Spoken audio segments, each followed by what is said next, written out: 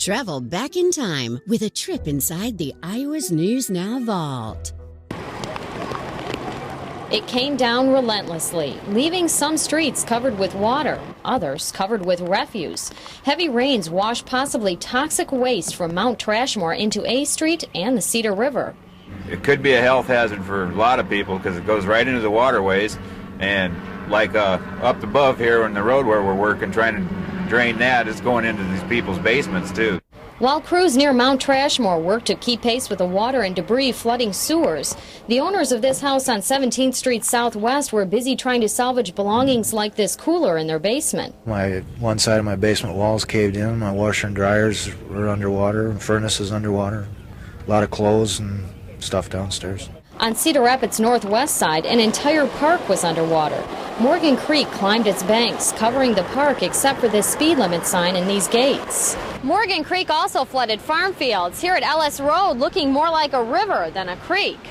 Meanwhile, the Vinton Ditch in Cedar Hills served as a swimming pond in some areas.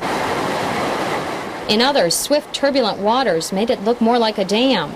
All over Cedar Rapids, tow trucks were kept busy pushing and pulling stuck vehicles. The heavy rains forced the expansion of some streets, the flooding of others. Here on Center Point Road near the intersection of 42nd Street, submerged cars floated down street, and this stranded motorist got a lift out and a drive through. Can't let somebody drown in a street, you know. This helicopter flying low to the ground also watched for drownings. Fortunately, no drownings have been reported, just lots of drenchings. Nice weather for ducks. Sean Boyd, Channel 2 News, Cedar Rapids.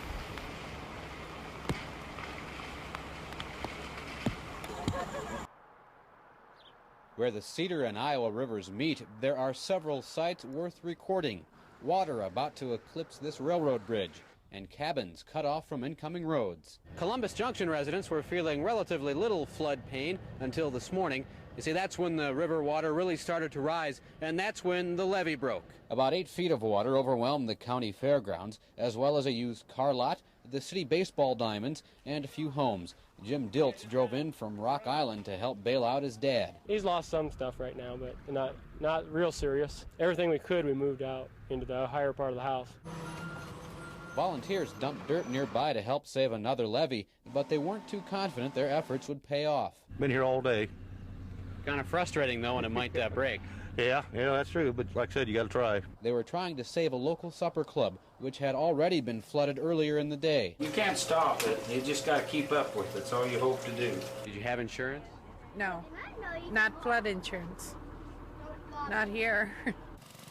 In-town pumps worked overtime to keep the sewers from bursting, but city leaders got a good scare when it was rumored the Coralville Reservoir would be lowered and even more water sent downstream. If they open that dam up there, why, we're dead.